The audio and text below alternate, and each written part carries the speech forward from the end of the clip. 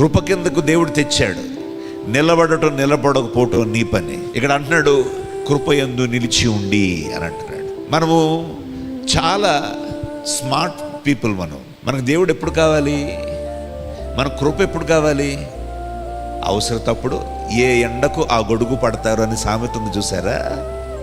అలాగే ఏ అవసరతకు ఆ ప్రార్థన, ఏ అవసరతకు అప్పుడు దేవుడు. అవసరత ఉంటే కృప కిందకు వస్తావు, లేకపోతే నీ ఇష్టానుసారంగా కృప నుంచి బయటకు వచ్చేస్తావు. నీకేమన్నా కష్టం వస్తే దేవుడు కావాలి.